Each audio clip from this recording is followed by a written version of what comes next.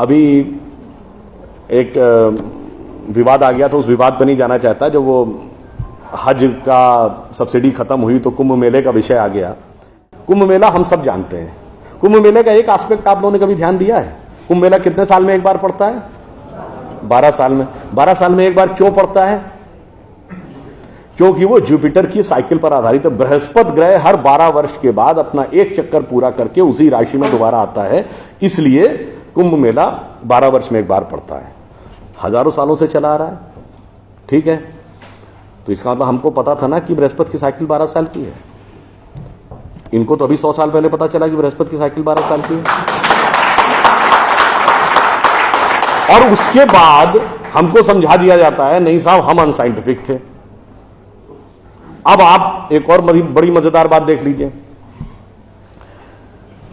सूर्य ग्रहण और चंद्र ग्रहण पड़ता है तो उसका डेट और टाइम कौन तय करता है?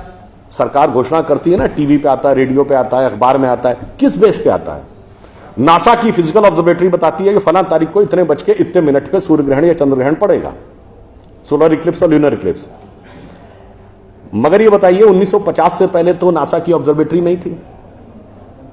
1920 में जब अल्बर्ट आइंस्टीन ने रिलेटिविटी की थ्योरी दी, उससे पहले रिलेटिव मोशंस ऑफ प्लैनेट नहीं पता था। सॉरी, 1916 में। 1920 में एडविन हबल एक साइंटिस्ट हुए जिन्होंने एक्सपेंडिंग यूनिवर्स की थ्योरी दी, उससे पहले एक्सपेंशन ऑफ यूनिवर्स नहीं पता था। 1900 में मैक्स प्लैंक साइंटिस्ट हुए जिन्होंने लाइट की क्वांटम की थ्योरी दी, फोटॉन्स वाली, उससे पहले प्रोपगेशन ऑफ लाइट ही नहीं पता था। 1897 में जे टॉमसन ने इलेक्ट्रॉन खोजा, उससे पहले आप मानते थे एटम अनडिविजिबल है। और 1633 में आप ये कहते थे, गैलीलियो को फांसी दे रहे थे इस बात के लिए कि उसने कहा सन रिवॉल्व्स राउंड द अर्थ गलत है। तो भैया आप 380 साल चल के जहां पहुंचे हैं, हमारा पंचांग तो युधिष्ठिर के जमाने से एज इट इज चला आ रहा है 5100 साल। मतलब ये लॉजिक नहीं है, ये तो साइंटिफिक प्रूफ। फिर भी हमें समझाया जाता है कि साहब जो हमने सोचा उस सब हम अनसाइंटिफिक थे, हम गलत थे। बड़ी मजेदार बात है। इन ए स्पैन ऑफ लिविंग जनरेशन 50 साल में देखिए ये जो अर्बन नक्सल्स थे उन्होंने हमारे दिमागों में क्या क्या भरा और फैक्ट क्या था। 50 साल पहले जिस जिस चीज का मजाक उड़ाया गया वो चीज आज ठीक उसके उलट हो गई। 50 साल पहले कहते थे अरे यार ये अगर खेती करनी है तो mechanised farming, chemical fertiliser use करो। गाय के गोबर से कोई खेती होती है? आदमी चांद पे पहुंच गया, तुम गाय के गोबर पे पड़े हो। आज नहीं, ऑर्गेनिक फार्मिंग की तरफ जाओ। 50 साल पहले क्या कहते थे? अरे भाई ये जड़ी बूटियों फल पत्ती खाने से कोई इलाज होता है? नीम हकीम खतरा है जान। खाना है तो नई दवाएं खाओ, क्लोसिन, मेटासिन, टेरामाइसिन। आज आप क्या कहते हैं? नहीं, केमिकल नहीं, हर्बल मेडिसिन की तरफ जाओ। ठीक, आज से केवल 50 साल पहले आप ये कहते थे, जब हम कहते थे पेड़ों की रक्षा करो, जंगल की रक्षा करो, पहाड़ की रक्षा करो, कहते थे this is the reminiscence of a primitive tribal civilisation. आज 1992 के रियो डी जेनेरो से लेकर 2009 के कोपेनहेगन से लेकर 2016 के पेरिस तक आप कहते हैं नेचर फ्रेंडली डेवलपमेंट करो। भैया सब कुछ उलटता जा रहा है। जो हमने कहा, जिसका आपने मजाक उड़ाया, वो सब कुछ सही होता जा रहा। अब मैं एक और बात कहूंगा जिसका कि बहुत मजाक उड़ाया गया, शायद हम लोग कभी ध्यान नहीं देते। भारत में यह कहा जाता था कि ज्ञान प्राप्त करना है तो ध्यान लगाओ। संत महात्मा जाके गुफा में ध्यान लगाते थे, पीर फकीर जाके कहते थे इल्हाम हो जाएगा। लोग कहते थे क्या बेवकूफ है, हाउ इज इट पॉसिबल? ऐसा कहीं हो सकता है क्या कि जाके ध्यान लगाया और ज्ञान प्राप्त हो गया? If you want to attain knowledge you must outreach, understand the things, meet the people, visit the place, like what Darwin has done.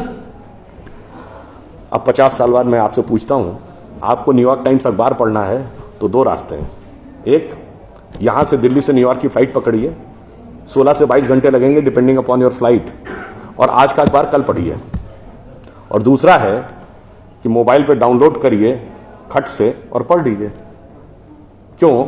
आपके हाथ में डिवाइस है, जिसने डिवाइस बनाई उसने सॉफ्टवेयर भी बनाया है, और जिसने सॉफ्टवेयर बनाया उसने सपोर्टिंग नेटवर्क भी बनाया है। उसी ढंग से हमारा शरीर एक डिवाइस है, तो इसके अंदर मन, बुद्धि, चित्त, अहंकार और कॉन्शियसनेस एक सॉफ्टवेयर है, और उसका कनेक्टिंग नेटवर्क भी है। बस नेटवर्क से कनेक्ट होना है और सब डाउनलोड है। और अंत में मैं एक उदाहरण दूंगा। सब कुछ कहा जाता था कि पैसे के कारण शोषण हुआ, इसलिए खड़े हो जाओ, लोगों के साथ भिड़ जाओ। हमारे यहां परंपरा में त्याग का महत्व था। हम आपसे पूछें, दो राजा बताइए जो सबसे बड़े महान माने गए भारतीय संस्कृति में, राजा राम और राजा हरिश्चंद्र। दोनों इसलिए कि त्याग किया, इसलिए नहीं कि बड़ा बड़ा इलाका अलेक्जेंडर द ग्रेट की तरह कब्जा कर लिया। अब मैं एक आपको उदाहरण देता हूं, वो त्याग कैसे समाज में रचा बसा था।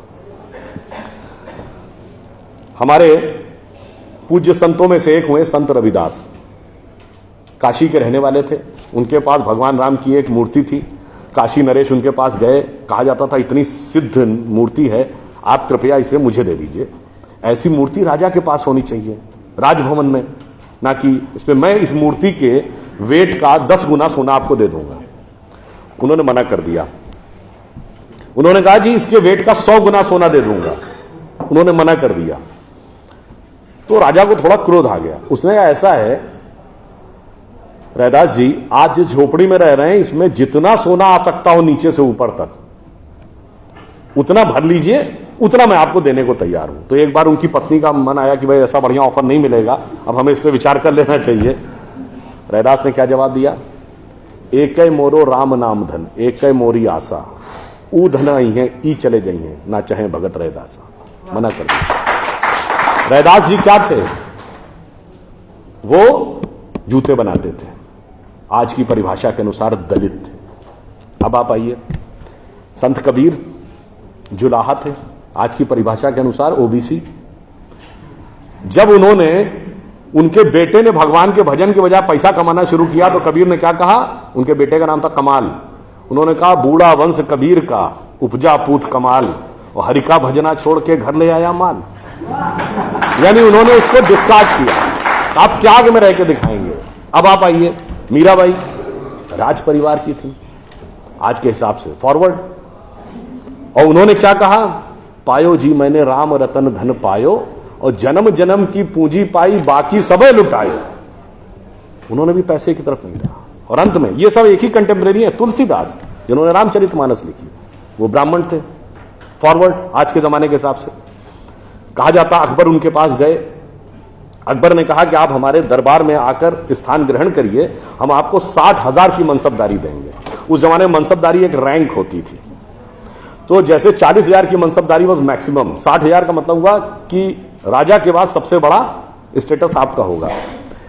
तो तुलसी ने क्या जवाब दिया? हम तो सेवक राम के हियो धरो दरबार, हमारे तो हृदय में भगवान राम का दरबार धरा हुआ है। तुलसी का अब होएंगे नर के मनसबदार। ये मैंने क्यों बताया? जो बातें ये अर्बन नक्सलिस्ट समझाते हैं कि शोषण किया गया, कैपिटलिज्म किया गया, अगर मार्क्स ने कहा धर्म एक अफीम है जो गरीबों को पिला दी जाती है ताकि अमीर उस पर हुकूमत करता रहे, पर यहां ऐसा नहीं था। मैंने दिखाया समाज का निचला वर्ग हो, मध्यम वर्ग हो, उच्च वर्ग हो, राज करने वाला वर्ग हो, सबने कहा जो त्याग करेगा वो महान होगा। इसीलिए हमारे यहां महात्मा गांधी महान हुए, ना कि प्रधानमंत्री रहने वाले नेहरू महान। तो इसलिए मैं अंत में ये कहूंगा आप सभी लोगों से कि ये जो मायावी रावण साधु का वेश बना के आता है, सूक्ष्म दृष्टि से इसको समझिए और आश्वस्त रहिए कि वो चाहे कितना भी मायावी हो, अंत में विजय हमारी ही होगी, क्योंकि हम आज दुनिया के यंगेस्ट नेशन है। जैसा अभी नलपत जी ने कहा ना कि भाई people like us we are in minority. हम देश दुनिया के सबसे युवा देश हैं, यह सत्य है, मगर यह अर्ध सत्य है। हम सबसे युवा देश और सबसे प्राचीन सभ्यता है। We are the youngest nation and the oldest civilisation. तो एक गौरवशाली हमारा भूतकाल है और एक शानदार भविष्य है जो हमारी प्रतीक्षा कर रहा है। बस बीच के इस माया के प्रपंचों को से हम बचे रहें तो कहीं कोई संदेह नहीं। एक पंक्ति कहकर समाप्त करूंगा कि गौरवशाली था भूत, भविष्य भी महान है, अगर संभालें आप उसे जो वर्तमान है। धन्यवाद।